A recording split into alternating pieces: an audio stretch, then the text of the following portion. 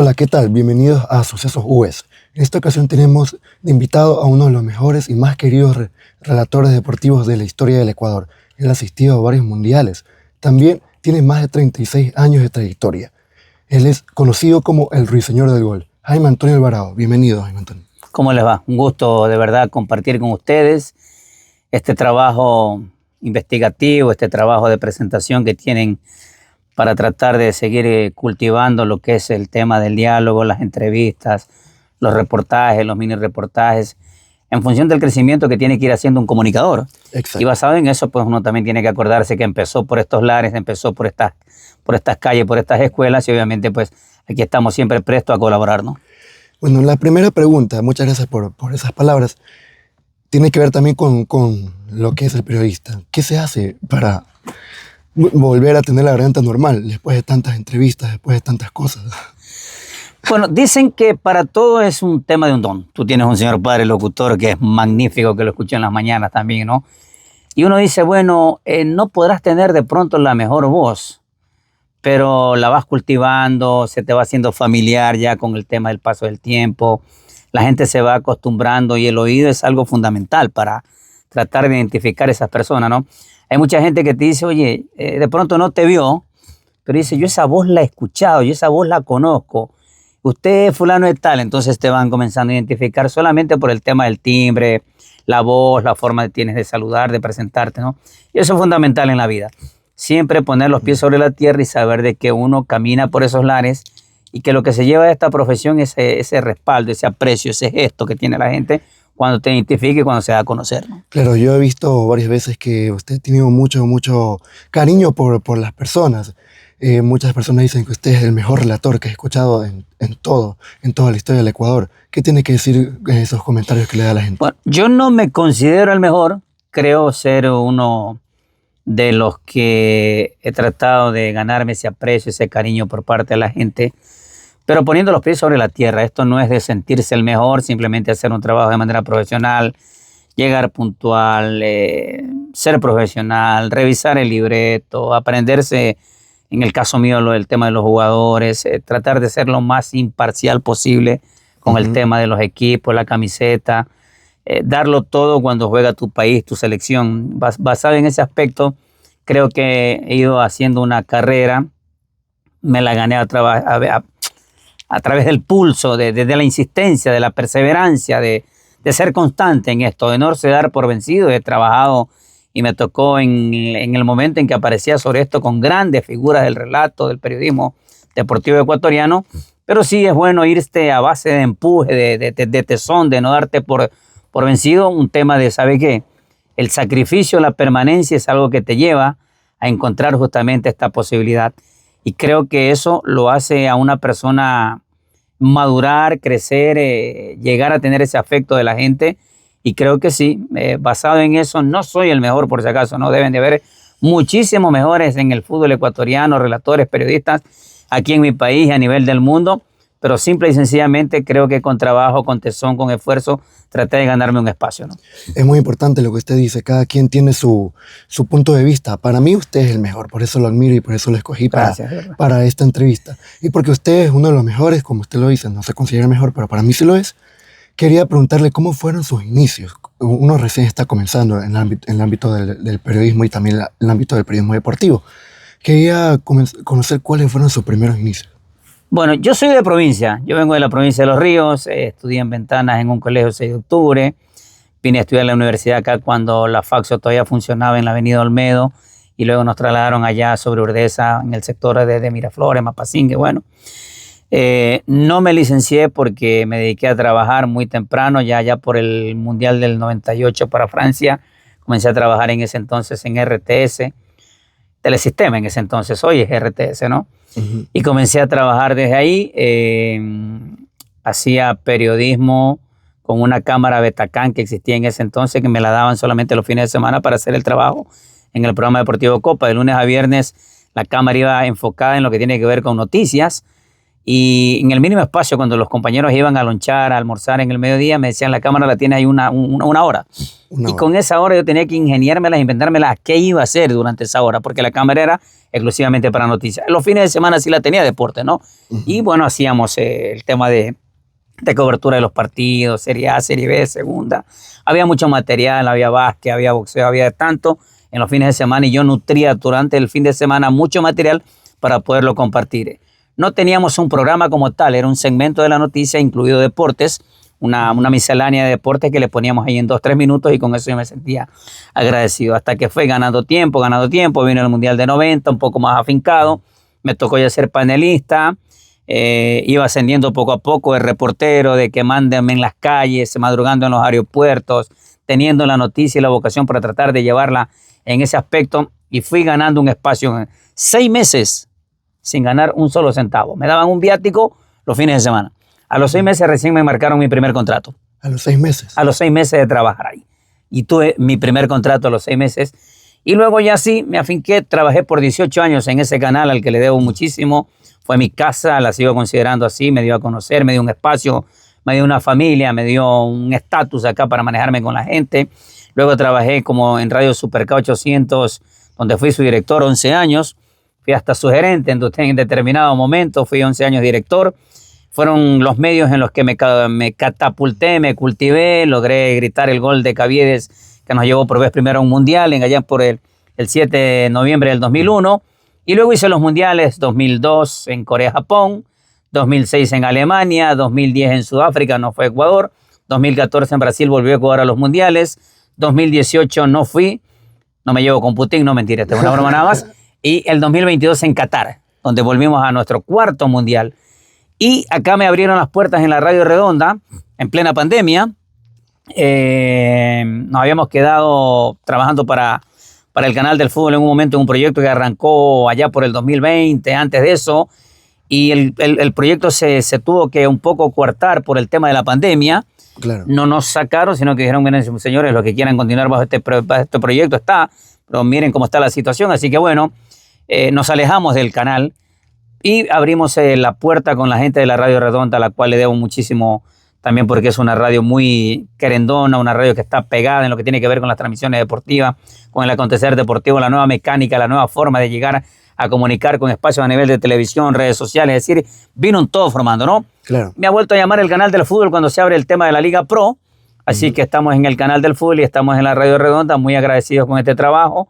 Y de verdad, pues en algún momento tuve un espacio también con la gente de Digital News, una plataforma, porque comenzaron a pulular las plataformas digitales en esto, ¿no? Eso es lo que le quería Así que preguntar. se hacía un poco el espacio para estas intenciones. Pero ese más o menos ese es el ruiseñor del gol, el Jaime Antonio, que tiene sus añitos en esto, pero que nunca ha dejado de ser el mismo. Que cuando llegó a esta ciudad, que cuando se me abrieron las puertas, que la gente que de alguna otra manera saludo, no etiqueto a las personas. Yo saludo al que limpia la calle, saludo al que está en el mercado, saludo al que está en la mecánica, saludo al que anda con corbata bien acicalado, saludo a todos. Para mí las personas todas son iguales. Trato de borrar mi pasado si en algún momento me equivoqué, tratar de ser mejor persona, mejor profesional, mejor gente. Así que aquí estoy con ustedes. Eso es algo muy importante de valorar, de que uno tiene que mejorar, tiene que también resolver, como que si comete un error, tratar de ser mejor para como que olvidarse de eso. Quería, bueno, usted nos acaba de dar de su carrera, que es muy importante y es lo que hace que sea el ruiseñor del gol, pero quería llegar un poco más al inicio, directamente antes de que comience a ser periodista como tal. ¿Cuál fue el momento en el que usted se dio cuenta de que quería dedicarse al periodismo deportivo? Bueno, en el colegio, cuando estaban las prácticas de los compañeros, uno cogía, que yo tengo un amigo coterráneo, Joaquín López, con el que yo me ponía a relatar y él se ponía a comentar. Decíamos, ¿sabe qué? Juguemos a esto, a hacer transmisiones deportivas. Y en algún momento hubo un partido allá por, habrá sido 90, 89, 90, Barcelona, jugaba contra el Deportivo Quito, Estadio Alberto Spencer Herrera ahora, en ese entonces se lo conocía como el Estadio Guayaquil, y apareció un candidato que andaba en apogeo político, irrumpió, pero no había sido él, había sido el hermano, irrumpe en el sector de las tribunas y viene una de las mallas estas del Estadio Modelo y la tiraron abajo, ¿no? Porque hubo el lanzamiento de gas pimienta, entonces la gente se formó un revolú ahí y hubo mucha gente que se cruzó del sector de la tribuna hacia el sector de los palcos o zona mixta ahora acá en lo que tiene que ver con el estadio modelo, donde está en el tema de las cabinas, ¿no? Claro. Entre esas personas fui yo. Estaba expectante del partido, me crucé y me paré debajo de donde están las cabinas de radio. En ese entonces pululaba mucho la CRE, muy radios atalaya, muy radios tradicionales, ¿no? Entonces yo miraba a estos personajes que estaban ahí, parados así, y yo me dije entre mí, algún día tengo que estar ahí. ¿Usted lo decretó? Sí, porque estaba con eso, yo quería hacer eso. En la vida hay que quererlo, proponérselo y llegar, tocar puertas.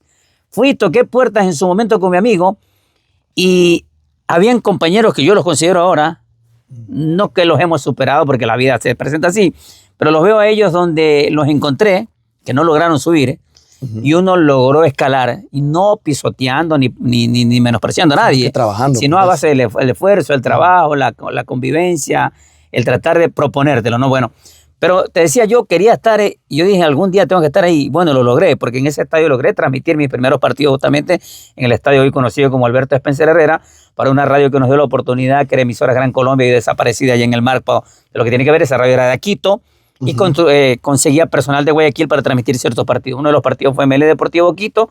Cuando el relator no llegó, yo hacía locución comercial, no con la voz de tu padre, pero hacía locución comercial, y yo digo, ¿sabe qué? No llega el relator, ¿no? Entonces dije, bueno, lanzan la devaluada moneda, el Sucre estaba por devaluar, si hubiera devaluado nuestra moneda, qué sé yo, y me puse a relatar. La dueña, que era una señora, le dijo al relator que ya no vaya más, que yo iba a relatar los partidos. Me sentí un poco incómodo porque era un amigo, pero me sentí un poco incómodo, pero bueno, había que hacerlo, ¿no? Y de esta manera, ahí empezó todo esto. Qué increíble, qué buena historia, cómo uno tiene que ser responsable, tiene que estar en el lugar a pesar de que tenga que hacer tantas cosas, y se van a dar los momentos cuando sea correcto. Exactamente. Pasó igual con la televisión, porque yo era el reportero del canal, había la Asociación Ecuatoriana de Canales de Televisión que pasaba los partidos de la selección, previo a la clasificación del Mundial 2002. Y el canal tenía un compañero, Vicente Salgado, en la capital, que era el áncor principal del canal. Los canales ponían a un áncor, un relator, un comentarista, un borde del campo, los 5 o 6 canales. Al canal nuestro le tocaba relatar el partido y el áncor, no sé, por esas cosas no llegó porque en una fecha anterior él había decidido que él no era para ser panelista, sino ir a la cancha a transmitir. El dueño del canal le dijo, bueno, perfecto, me dijo, anda, siéntate tú, Jaime Antonio, de áncor, para hacer panel, para darle paso a los que estaban en el estadio en un partido anterior. Cuando llegó el partido de Ecuador-Uruguay el 7 de noviembre del 2001, el áncor que trabajaba con nosotros como redactor dice, bueno, me toca a mí. Entonces el dueño del canal le dijo, no, tú no vas a redactar, vas a representarnos en el canal, Jaime Antonio. Wow. Llegó ese día del partido Ecuador-Uruguay, el día del cabezazo del flaco Jaime Iván Caviedes. Era mi último cuarto de hora porque trabajamos 15-15 con Fabián Gallardo. Yo arranqué, él tenía que cerrar el partido. Segundo tiempo, minuto 28, viene una tanda publicitaria. Claro. Se pagaba así nuestra televisión, bueno, ¿no? Y aparece el gol de Jaime Iván Caviedes, minuto 28. Me querían quitar el micrófono, me querían arranchar, estábamos ahí. Ese fue el día que fuimos por nuestra vez primera a un mundial. Ese gol de Jaime Iván Caviedes lo relaté yo, Jaime Antonio Alvarado, el ruiseñor del gol, para todo el país a través de la Asociación Ecuatoriana de Televisión. Ese día. Los otros partidos fueron importantes. Esto es como los pugilistas.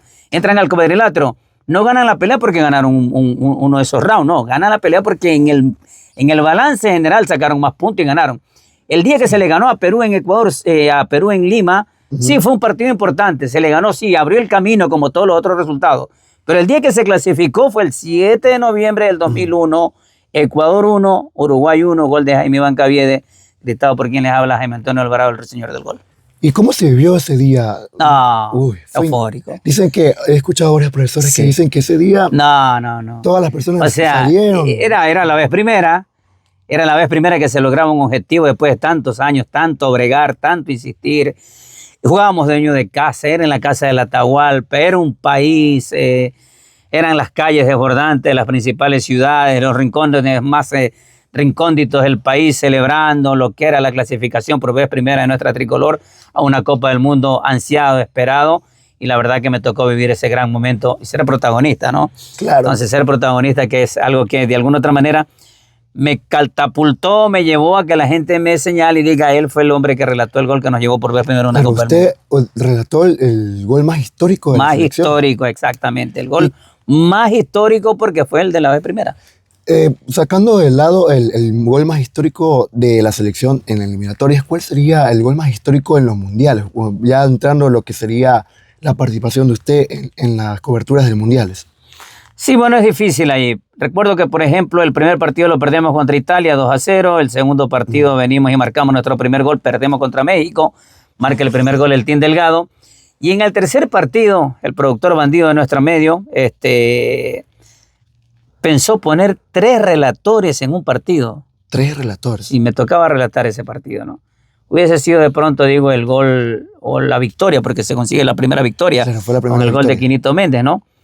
Pero yo un poco siendo aledaño a lo del canal, porque yo no fui a relatar el Mundial, fui para reportear, fui para informar, eran duplas que se hacían con canales de Costa Rica, en lo que tenía que ver con esta famosa empresa Beleville, que aglutinaba canales acá, canales allá, y había mucha crítica.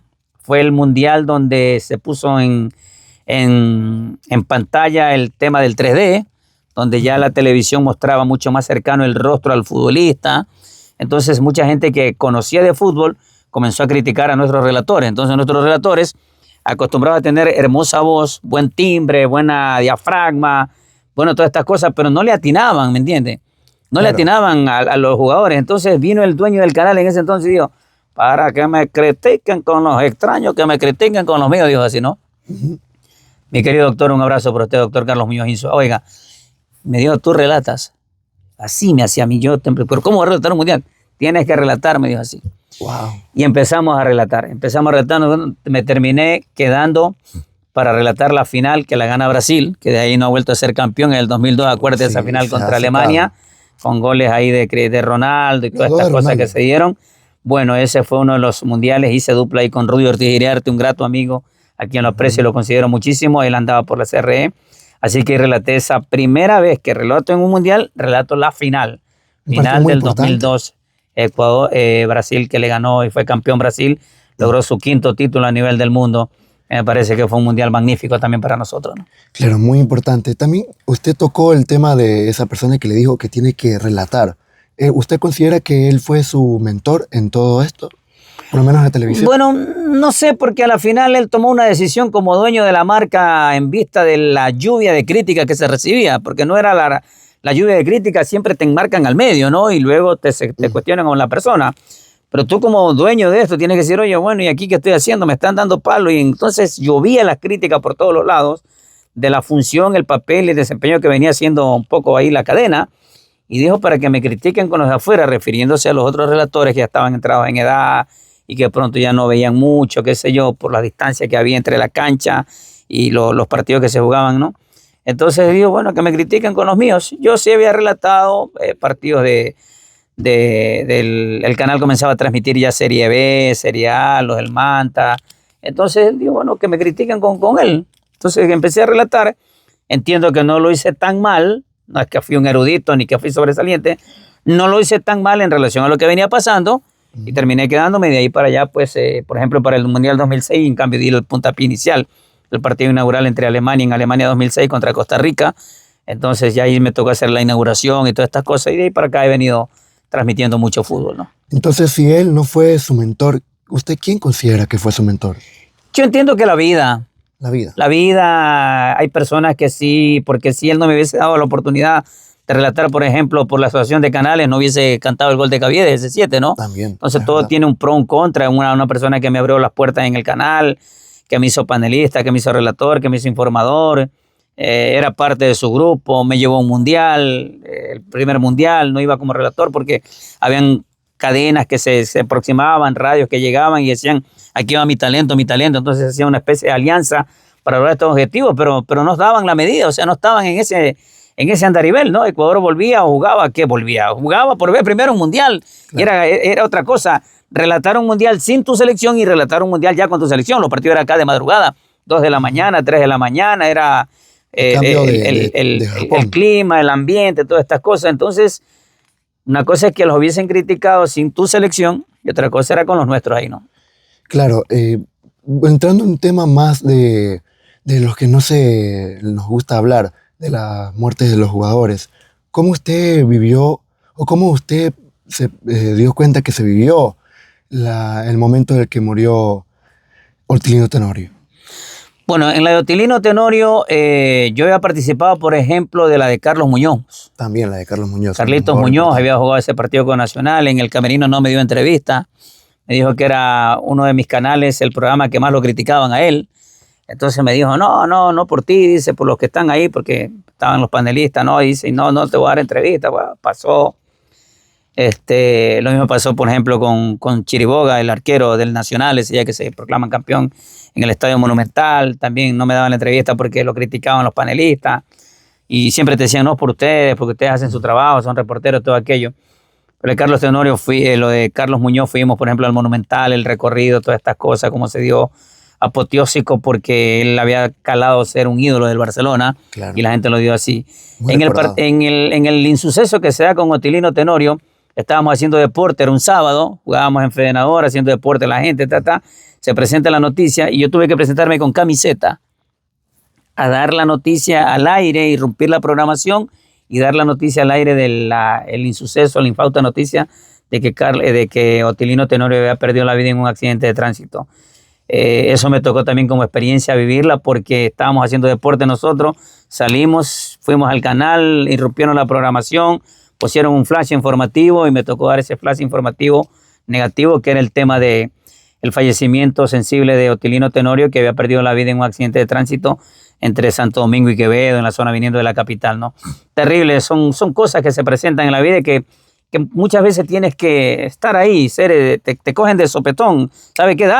Lánzate, o sea, o eres o no eres, o estás o no estás preparado. Por eso el comunicador tiene que tener muchos argumentos, leer mucho, investigar mucho, estar preparado para poder en algún determinado momento saltar a la palestra para no solamente hablar de deporte, sino de todo el ámbito que le concierne, porque ese es el comunicador como tal, ¿no? Exacto, eso es una buena recomendación para los comunicadores actuales, los que estamos recién iniciando, los que no vivimos esa época tan complicada como narró al inicio, que tener una cámara. Sí, hoy tenemos el internet y a través de las redes sociales nos facilita todo. Exacto. Entramos al Google y nos responde la pregunta y todo aquello, ¿no? Pero no nos dejemos llevar por eso, hagamos nuestro propio crecimiento también, ¿no? Exacto, ahora quiero hacer unas preguntas más de gustos. Para usted, ¿cuál ha sido el mejor jugador de la historia? Bueno, yo no lo vi a Spencer.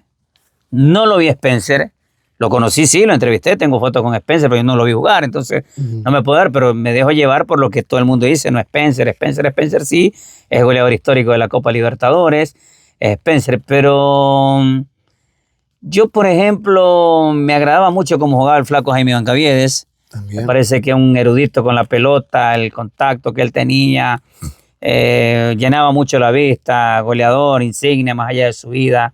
Me parece que a muy temprana edad corta su carrera, que pudo ser mucho más productiva, pero jugaba muchísimo el flaco Jaime Bancaviedes, Alex Darío Aguinaga, jugadores con mucho talento, con mucho empuje, que llenan la vista, que son jugadores que de alguna otra manera dice, oye, que nunca se terminen esta clase de jugadores, ¿no? Entonces hay que saberlos disfrutar en su determinado momento, pero creo que pasa por ahí, ¿no? Luego lo de Antonio Valencia jugando internacionalmente, así que ahora como creo que sí, ¿no? Y hoy están pues los chicos estos que ya están pululando, militando, jugando a nivel de Europa, que me parece que son jugadores fundamentales, ¿no? Pero basado en eso, Iván Hurtado, talentoso, Jaime Bancaviedes, Alex Darío Aguinaga, Antonio Valencia, creo que es una generación que la logramos disfrutar en pleno también. Claro, esta sería la generación ecuatoriana, pero si hablamos del fútbol en general, de todos los países a nivel mundial, ¿cuál es su jugador favorito? Para mí, Cristiano Ronaldo. Cristiano Ronaldo. Para mí, Cristiano Ronaldo.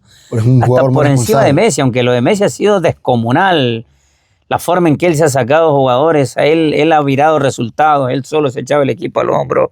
Pero creo que entre Cristiano Ronaldo, la cantidad de goles que tiene este hombre es impresionante, más allá de que haya o esté terminando en una liga que no es muy afrodisíaca como la Liga Árabe, pero bueno, son partidos, son goles y son de alguna otra manera, pero mandarse una chilena de esa, claro, espectacular contra Juve. Contra Juve. Entonces, todos estos goles fantasmagóricos, la cantidad de goles, la forma en que él transmite con su selección de Portugal, 2 euros, 1 euro, una Liga de Campeones de Europa. Las naciones recién ganadas. Todo, no, sí, es de verdad, o sea, es fenomenal, pero entre lo que hemos visto nosotros, no deben de haber mucho, quizás en el pasado sí, hay una cuenta regresiva, la gente de Maradona, la gente de Pelé, la gente de Spencer, bueno, todos estos nombres, ¿no? de jugadores, Van Basten, pero hoy un poco más a la actualidad, yo creo que entre Cristiano y Messi están ahí los mejores indiscutiblemente, ¿no?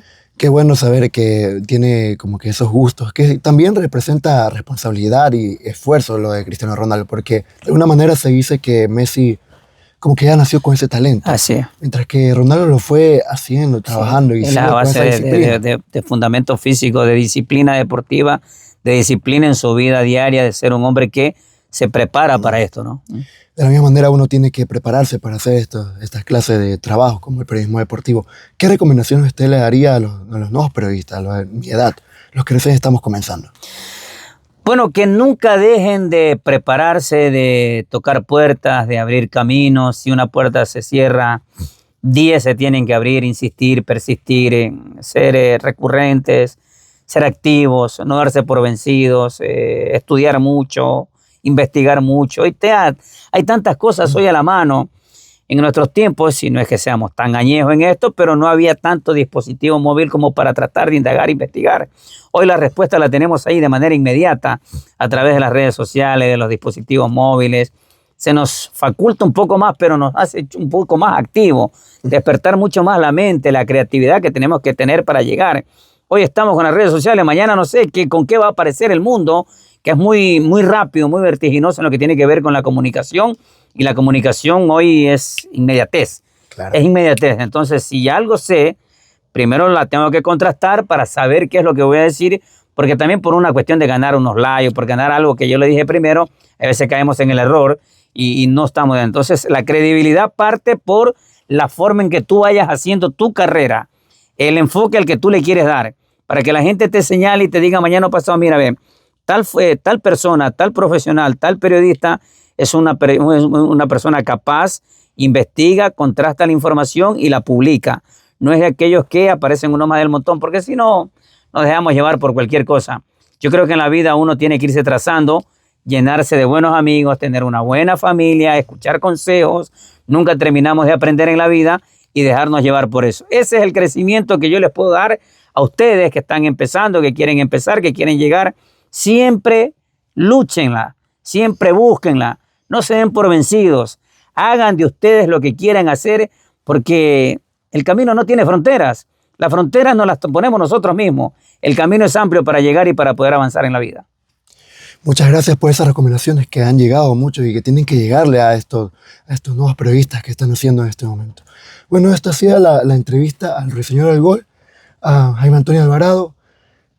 Muchas gracias, Jaime Antonio, por aceptar esta invitación, esta entrevista. Pero por el momento vamos a pedirle, vamos a un corte comercial y ya regresamos con la programación habitual de Sucesos Jueves. Esa parte repite porque como... Sí, ahí me quedé yo. ¿Qué tengo que hacer? No, el que repita la parte. Sí, okay. para tranquilo. Sí. Bueno, muchas gracias, Ruiseñor, por aceptar esta invitación a esta entrevista para aprender de los mejores, porque aunque usted diga que no es de los mejores, uno lo considera y la hinchada, la gente lo considera de los mejores.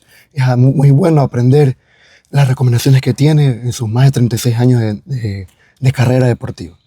Siempre presto, ¿no? Siempre presto y recuerden que nunca dejen de luchar y persistir. Siempre eso es oportuno, así que éxito a todos ustedes. Muchas gracias, señor. Bueno, por el momento nos vamos a un corte comercial y ya regresamos ay, chuta. Vamos a un corte comercial y regresamos con la programación. Esperen. Bueno. Sube esa parte. Bueno, por el momento iremos a un corte comercial y ya regresamos con la... Ay, mierda, se me va. La programación. Tranquilo, dale. Programación. Bueno, por el momento iremos a un corte comercial y ya regresamos con la programación habitual. Bueno, por el momento iremos a un corte comercial y regresamos con la programación habitual de Sucesos Jueves. Chuzo, me jodí. Tienes que tomar jengibre, ¿ah? Sí. Tomas jengibre, miel de abeja, limoncito y le pones ahí. Muchas gracias. Tienes que cuidarte, ¿ah? Ponte pila. No, pana querido, por favor, tranquilo. Pierde cuidado. Siempre los órdenes. No. Yo le dije a él que hoy día tenía tiempo porque Muchas me gracias quedo, por voy de eso. largo, voy a hacer el partido de Barcelona más luego. Ya. Voy a pasar al frente y todo eso. Ya, pues, Chao. hermano, gracias, muy amable por todo. Señor querido, ¿cómo estamos? ¿Bien? Todo bien. ¿Qué pasó? Bueno, Jengibre. necesito uno. ¿Así tenías micrófono? Sí.